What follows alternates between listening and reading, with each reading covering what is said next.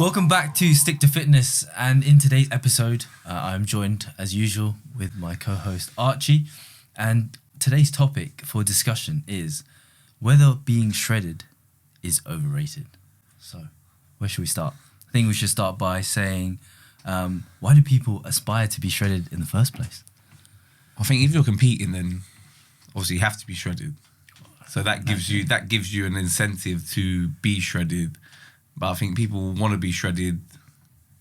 I think people that want to be shredded who haven't been shredded don't understand what it actually takes to be shredded.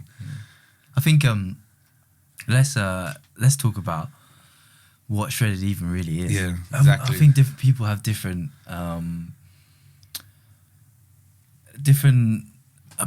ideas of what it is. Some people think it's like, photo shoot, it's like shredded. And then other people, even photo shoots, right? You got varying different people that do different styles of shoots as well, right?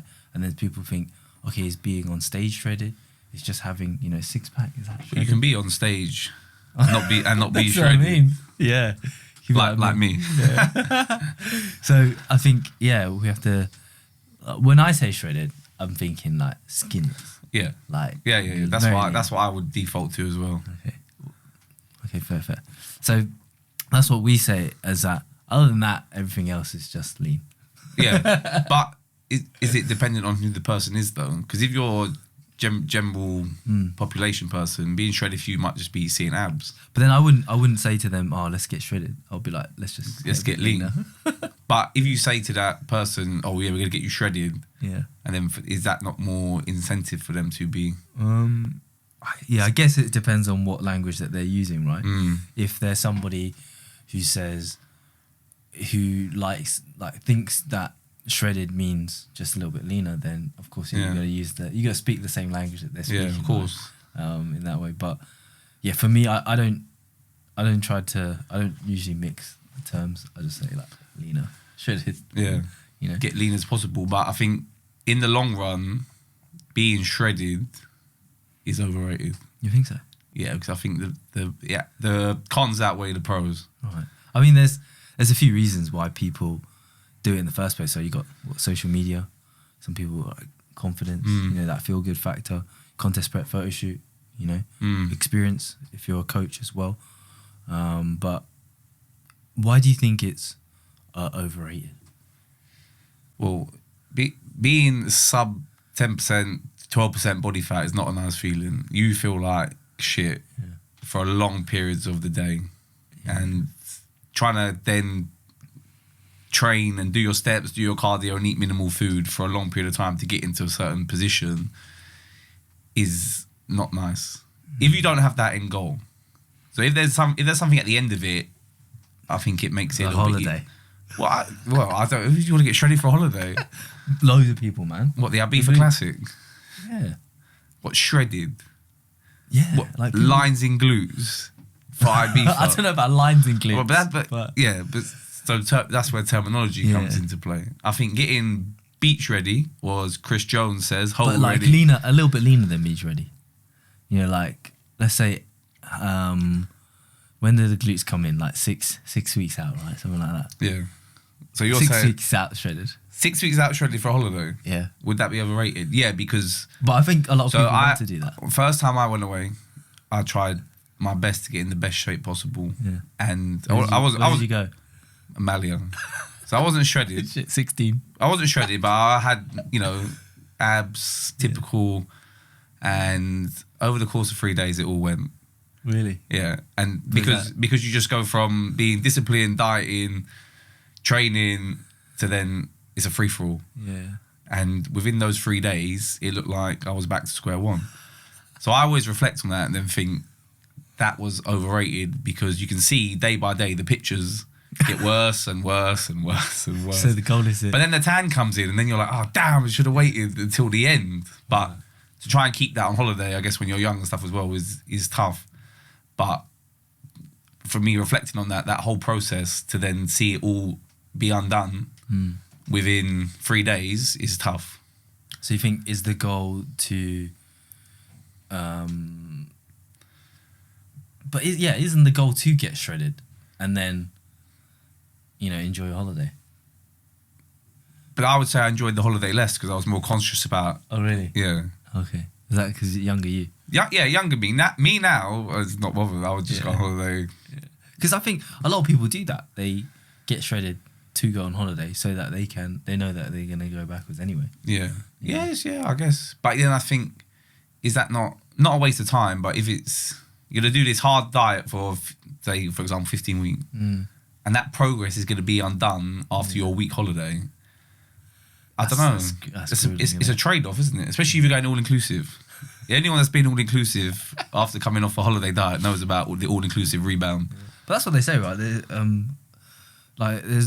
We don't really advise people to, let's say if they finish a contest prep, right, to go on holiday straight away because it's just ain't good, man. Like I did that in 2019. I went to New York. Oh wow.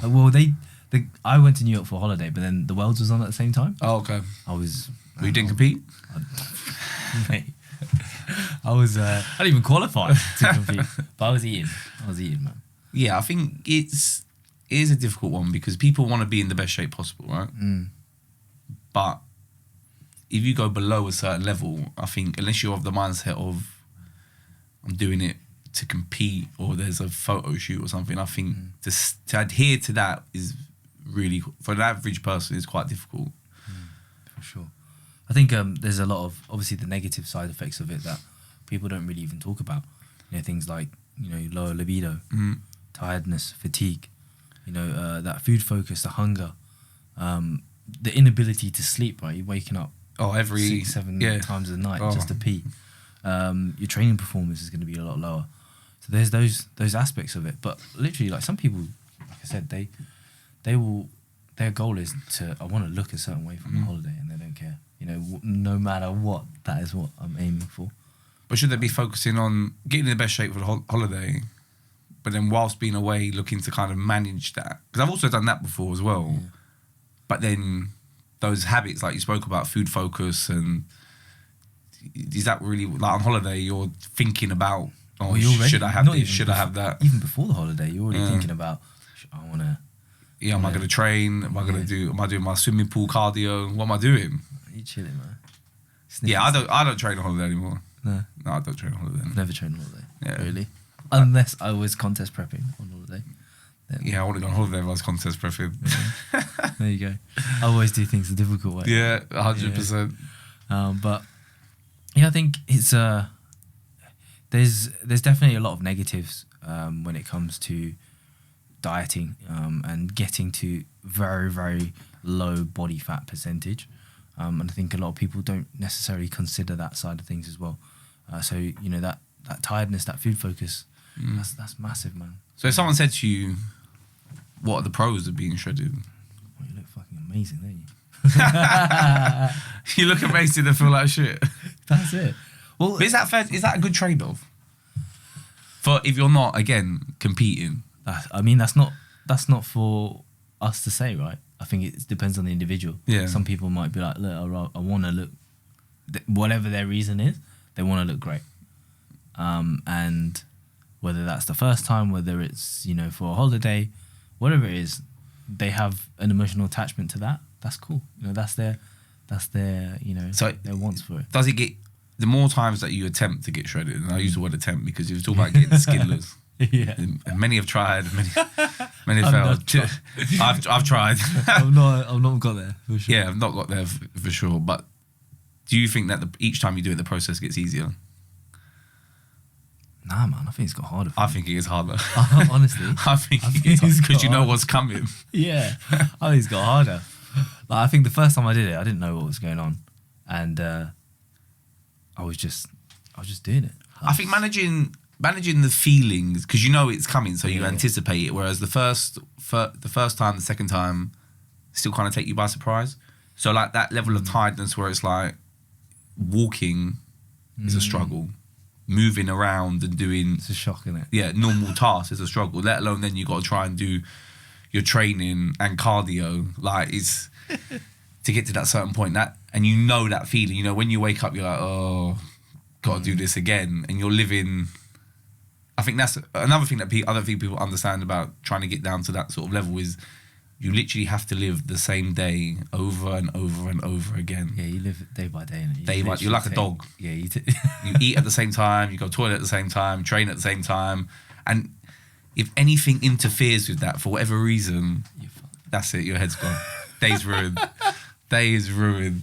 So start again. Yeah, so if you're working a 9-to-5 job, trying to get shredded, there's obviously a lot of variables that could throw things out the window, and I think that's another side effect, because it affects your mental state if you can't do what you've set out to do on that day.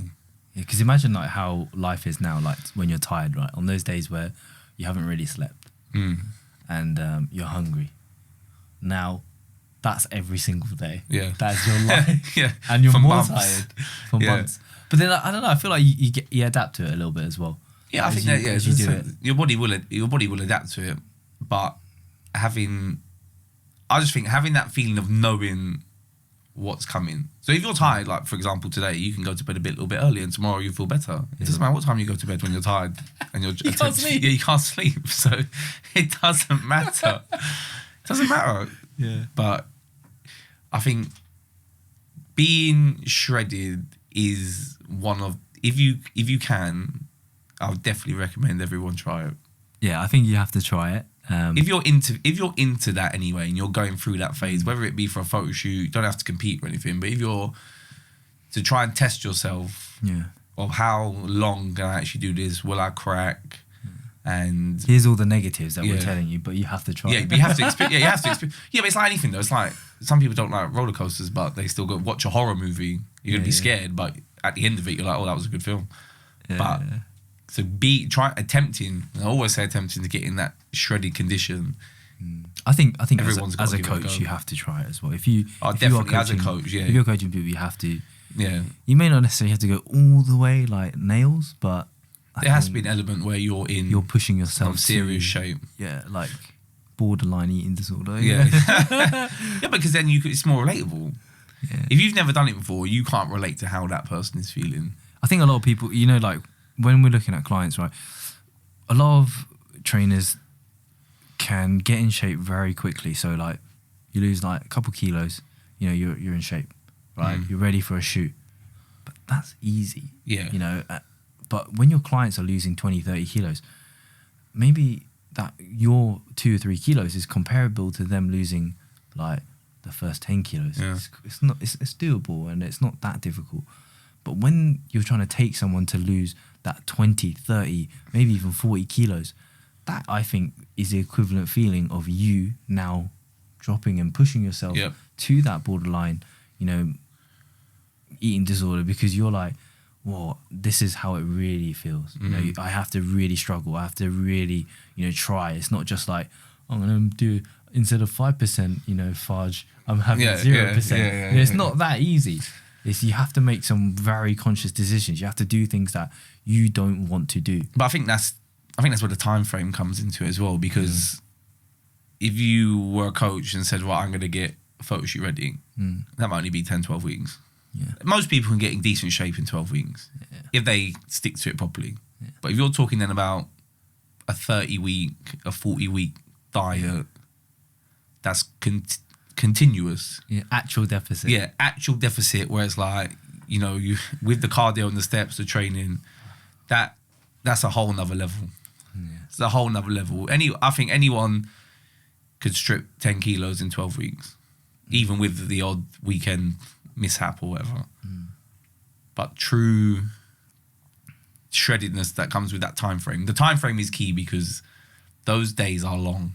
You can't get there without time. No, because you just.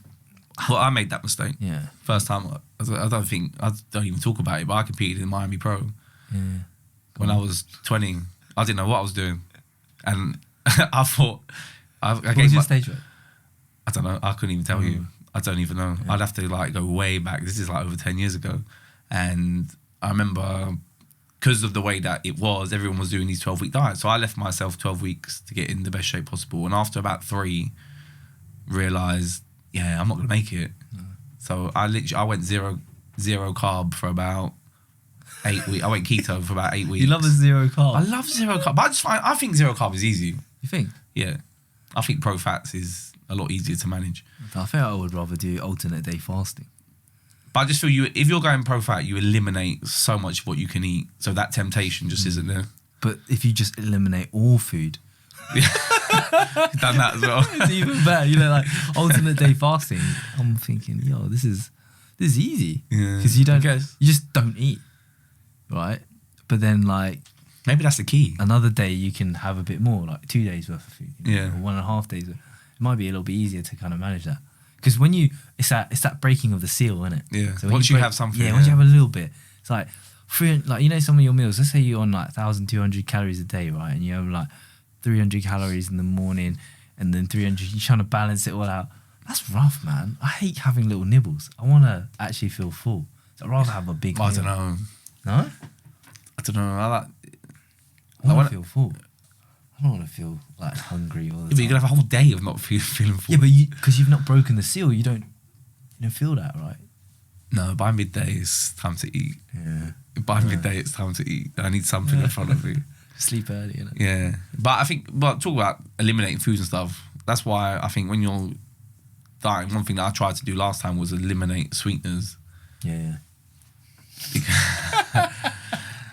We bought bang. it. We bought the bang. Bought the bang. This is, was it 2 years old? 2 years. 2 years old. 2 years old for the contest. You watched our prep. last podcast, or one of the So last. crack that podcasts. open soon. I've already had one monster That's today. So what's another one? I've got the greatest drink of all time. I've got Mountain Dew. I'm not a big fan of Mountain Dew. You Overrated. don't like Mountain Dew? What? What's that half a tin opener as well? I don't know. I found this, but this What is. do you mean you found it? I found it in the shop, but it has it's like I don't even know what's that. That's like weird. You know when you peel That's it where you peel completely it back, off? yeah. Yeah, I don't know. That's like tuna can. That's it. But yeah, but eliminating things like that from the diet, the temptation. But I was at the start. It's always sweetener this, sweetener that. You crave that sweetness. You want more in it. Yeah, and I think that's part of the problem. When you have carbs and stuff in, there's a whole different planet of food that you can eat. Whereas like pro fat, you're limited to the same dull, grey food. Do you think it's do you think sustainability is a thing? Like, is it? I think a lot of people also, not just for holiday, but people want to get shredded, and then they wanna keep that for life. Oh, yes. Without because they're not without the obviously additional not- supplements, it's very even tough. with the supplements. Yeah, I think yeah. But a lot of people they see the fitness people who take the pictures and shoots all the time. No, but they're all magazines. backdated anyway. That if you do get shredded, tip number one is take as many photos and videos as possible. Make sure you have like 2 years worth of content. Yeah. Change your clothes. Yeah, change your clothes. Different gyms. Make it look like that's what these people do, and that's why people think that it is sustainable, I guess. But it's recycled old content. People don't realise that, right? No. I think there's a lot of secrets of the trade that people not. Oh yeah, they'll post a topless photo as a photo, as an image, and then on their story they're always fully covered. Why? You got to ask yourself these questions. I think being shredded and being lean in that position, I think it's kind of different for each person. Like some people, obviously the distribution of your body fat as well, right? So some people hold more body fat in their stomach, some people hold more in their legs. If you just happen to not have that much body fat in your upper body, you could be pretty lean. Yeah, definitely. Like pretty, not necessarily shredded, but you can be pretty lean all year round, like have abs. And this is not even to say this is just men. Women can do that too. I've got a client, she has abs all the year time. round. I'm like, Lucky her. she's very lean. And, you could have a blanket statement to say, abs or being shredded, it's not sustainable. But for her, it very much is. So it's different for each person, how they distribute their body fat, how much they move, what's sustainable for each individual is going to be different for another, right? So I think it's a tricky thing, to just blanket statement to say that it's entirely not sustainable, but everyone's slightly different. Yeah, I think long periods of time though it is tough, physically, mentally. The mental side will take over. I think for most people it's probably not sustainable. And then that's when you have to just push through and accept the fact that this is how I'm going to feel now until I decide to do otherwise. And that, if you're able to have that acceptance of, this is it, this is what I can do, and this is how I'm going to feel, then, you know, I think people are able to get, and we've seen people get in great shape, shredded, but we've also seen them in person when it's like they are literally a zombie. Yeah, that sustainability one is a tricky one. Everyone always says, like, they throw it out there, right? A lot of coaches, they'll say, you know, this is not sustainable, that's not sustainable. But again, it depends on what you value in life as well, right? So some people, they're really social. So maybe being shredded isn't sustainable because they need those higher calories. Maybe even being lean isn't sustainable for them. Right? Well, even being at sub 12% body fat, 10% body fat, if you're struggling with that, then even engaging in conversation with people is tough. Yeah, like if you're at work or something, it's really tough. Yeah, answering the phone is tough. Yeah, I mean, if you're a PT, man, I was flagging, man. Yeah, 2019 prep, it was cold. So did being shredded for you then? Did that boost your sort of the amount of clients that you were working with? Not really, because So you didn't even get that part of it. No, because you're tired, right? Yeah, so you come You don't across have miserable. energy, so you're a miserable bastard, and you know that's where I think there is there's a point where it does drop off where you're too lean, and it's like this ain't good. Yeah, the moodiness and stuff. I know even with like me, for example, I would have to change gym because when you're not dieting or trying to be shredded or compete, then you know you stop, you chat to people, working with people, and then that kind of stops. And then people think that you've got a problem. People think that you've like got a problem with them. So for me, I just found it easier to change gym, go somewhere you're not going to speak with. No one knows you. You're not going to speak to anyone. Just get in and out, train, and you don't have to add the added social aspect. But I do enjoy the social aspects of that. So the trade-off. Yeah, I think it's important to, you know, definitely try, but don't push yourself to that limit of, you know, too far. It's a fine line of, you know, let's say if you're a coach and you're trying to, you know, get in shape yourself, I think it's important to push yourself, you know, a little bit further beyond where you would potentially normally go, but not so far that it then affects your business. Affects what you're actually doing, and the whole sole purpose of why you're doing it in the first place. Yeah, you know, I think that's really key. So what do you think that people should really then be focusing on, if you know they're not trying to, if you think that being shredded is not the way forward, where do you think they should go with that? Is there a middle ground? Well, I think everyone's best shape is going to be different, right? But I think everyone could benefit from losing 8 to 10 kilos. I think it's one of those ones where the grass is always greener on the other side, right? Yeah. It's like until you've tried and gone for it, you don't really know. I think that's where it comes about assessing it, though, isn't it? So if you started with 10 kilos, assess, maintain for a little bit, see where you're at. How do I feel at this body weight? Am I performing well? Can I maybe take... I think that's one of the things I've taken from working with you was you don't need to have that much body fat all the time. Or ever, really. It's not going to affect you. Because you're just like up there, right? Yeah, if I'm not shredded, I'm overweight. I've got the middle ground. Yeah. But I feel like I have more middle ground now. Yeah, you're a bit better. Yeah, I have more control. But yeah, I've always been a thing of, if I'm not dieting, I'm eating as much as I can, as humanly possible, which is also not good, because then it takes longer to get into any sort of condition. The 50 kilo cut. I've never dieted for a holiday before. You never dieted for holiday? No. I used to do that a lot. I've never been like, I want to look a certain way for holiday. I don't know why. Yeah. I don't know why I did it. But you always go for like those beach holidays, lads holidays. No, I've only one lads holiday and then a couple when I was at uni. Yeah. But I'd always want to be... Back then I was always like, I want to be in some sort of shape. But then after doing it the second time, and again, day by day, the pictures... And you're not even... the saddest part is you're not even tanned at this point because you're still pale and pasty or a little bit sunburnt. So you don't even get the full effect of it. And then day by day, after 3-4 days, you look like worse than you did when you started. And you just think, what was the point? And then I never done it again.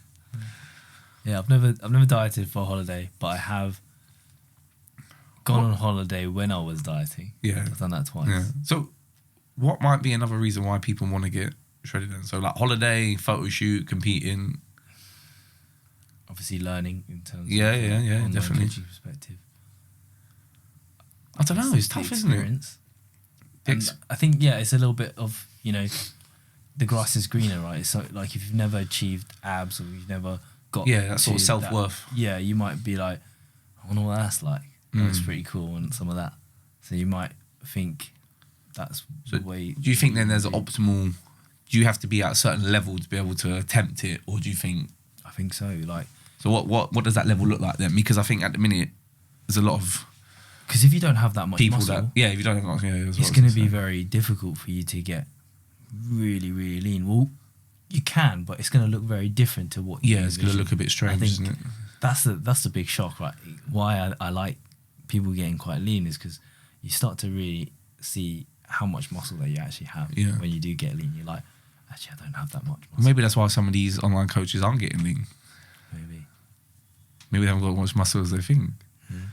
But then I don't know, unless they know that, and then you're going, okay, I'm not going to get shredded because I don't want to get too small. But then isn't that the whole point? Like, that's your true muscle mass, isn't it? Yeah, but then you want to see that because then that's what triggers the response to actually get bigger. Yeah. So I used to think I was massive, right? And then 75 kilos, massive. And then I dieted for my first photo shoot, and I was like, what did you weigh? I don't know, man. I think I was about 70 kilos. I don't even know, I can't remember. I have to bring out the numbers. But it wasn't good, that's for sure. I don't think I even weighed myself that much, That You just went all off visuals. Yeah, because I just didn't know what I was doing.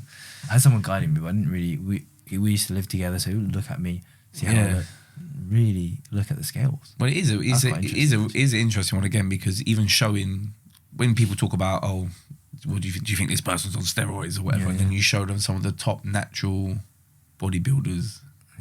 And then 60 kilos. Well, but even like looking at like someone like David Kay, for example. Yeah, he's like sub 90. Is he sub 90? I thought he would be 100 kg. 100 kilos. That's what Chris Bumstead weighs on stage. Is he? Yeah. Oh. This is what I'm saying. So shit. So David Kay is like what? 90s. Oh, well, I feel bad now. I feel like I'm going to be misquoted. No, but I mean, someone like him or these other people. Yeah. They are in. There's not many that's above 100. There's not natural. No. I don't think there's any. Well, this is what I'm saying. I don't know. I don't know what their stage weight is. After the right, cut. After the middleweights, I don't even look at the stage weights. Well, I know when I competed in the heavyweight, that was plus 80 kilos. So yeah, but how many people are actually hitting 3 digits stage weight? None. Yeah, that's what I mean. But this is what I'm saying. Okay, I think if you look at some of the top people in natural bodybuilding who are like between 90 to 95 kilos, shredded, you would look at them and think that they're like 120 kilos. Yeah. But they're not. But when you actually see them in person, they're not actually. No, of course. Not that big. But even like some people even in the middleweights that are weighing in at whatever, they look massive. Yeah, they look big. They look huge. Their legs look crazy. And I'm just like, how? It's just mad how that can look possible. And then you see like in real life, and they are in normal clothes, right? Yeah, normal clothes. You wouldn't even think that they even train.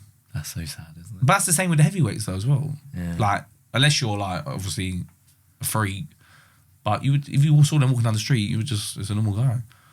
Whereas if you saw Phil Heath walking down the street, you think, wow, this guy's nuts. I bet you they lose a lot of size, right? Like when they... Yeah, but I think because they're elite level athletes, I don't think they go too far above. When I see them, I don't think they're that big. They are, don't get me wrong, they're huge people, but I've seen... But what are you comparing it to? Like the strongmen. Oh yeah, no. They are giant. Yeah. They are like, they're like absolute massive people. Yeah, but if you put Brian Shaw next to Did you see that picture of Brian Shaw next to Kai Green? On yeah. Man, he made Kai Green look small. Man. But he's small and high. He's just wide, isn't he? But then Even width. but Brian Shaw Shaw just took up the whole like seat like that, and Kai Green was like this. yeah, that's what makes it funny, isn't it? That's why things like going to those expos. I've not been to one for ages, but I remember the only time I've ever been like, wow, was seeing Rich Piana. It was big. His arms were a joke. Like to the point where you just wanted to go and poke him to see if he was real. Like genuinely, they were a joke. He was wearing this 5% tank top. His arms were like. So what got you started? What? Rich Piana, 5% arms. Well, I did arms every day. Yeah, I really wanted to try his 8-hour arm workout as well, but I haven't got around to it yet. There was one guy that did it though. No. Yeah, sure. Anyone that knows this. He's amputated his arms now. Sean Thompson, TV. Yeah. He was at uni. He was sponsored by Gymshark at one point. Okay. Then he kind of went off the rails. And What he did his arm workout. He only did an 8-hour leg workout. 8 hours? What, to just record it straight the whole 8 No, hours? so you do what is it? Half an hour, then 1 hour rest, then half an hour. So he's in the gym for time. Oh, so he's only doing really. It's not a straight 8-hour workout, but That's what I mean. It's but deceiving, isn't it? yeah. Listen, you got to give the guy some credit because imagine being in the gym for that time, and he filmed it all as well. Did he eat? Yeah, he had food and stuff with him. Yeah, I remember. Was it what was he doing though? Was he actually proper training, or was he? He's doing I don't know. He's just doing like 2 sets of biceps, 2 sets of triceps, resting. Or was he actually like pushing himself, or was it just like? I mean, you're asking 50 me. reps This is like probably 8 years ago. That's what I mean. Like I could say I'd done. It's not training to failure. That's what, yeah. So I could train 8 hours if I did like that. Just lift 2 kilos. All right, go on then. I'm not doing it. Oh wait, so I've got better time to spend 8 hours in the fucking gym. Listen. He did it. Did his arms, and he did a before and after. His arms grew like half an inch.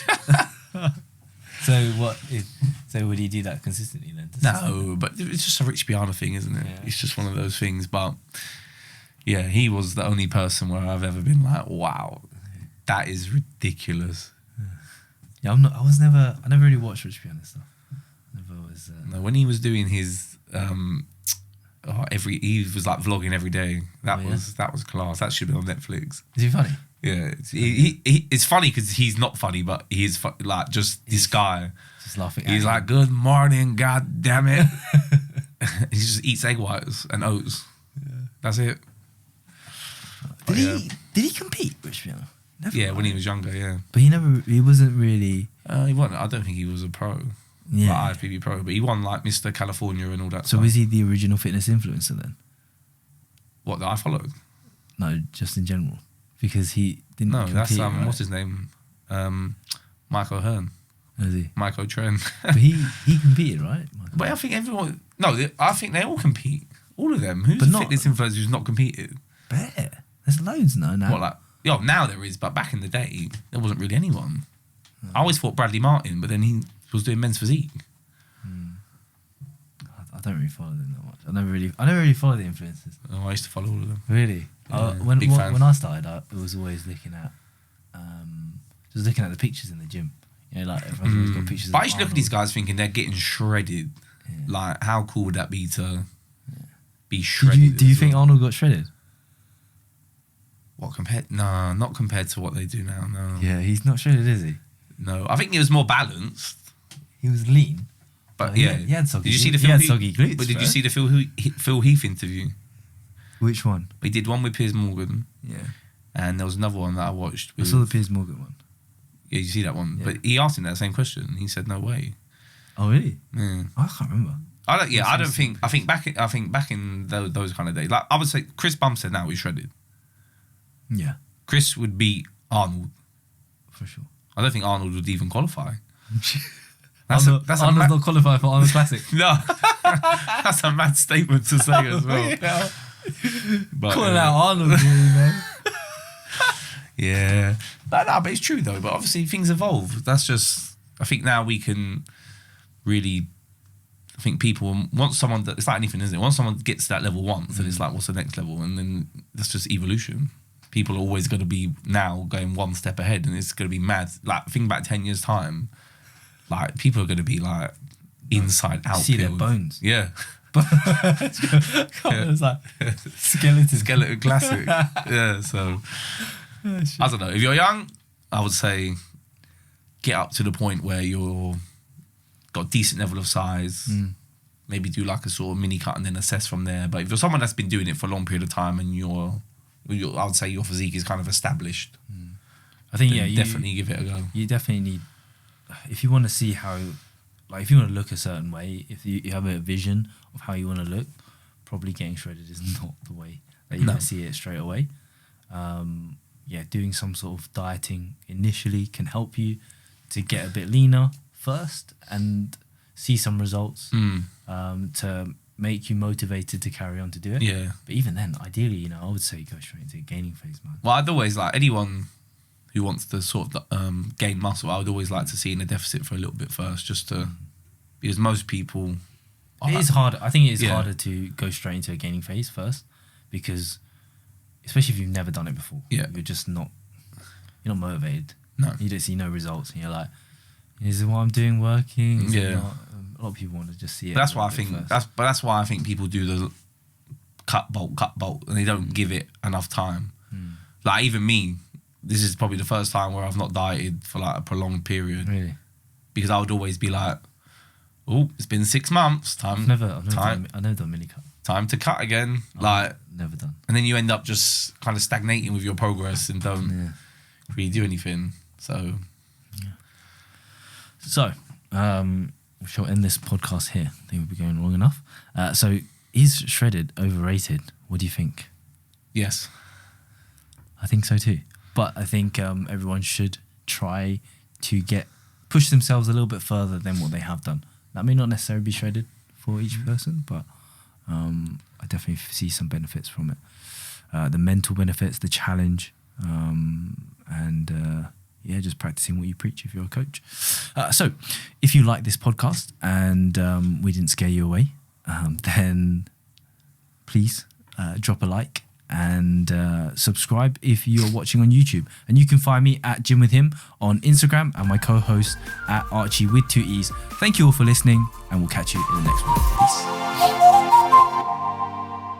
Couple clips though, definitely call out Arnold.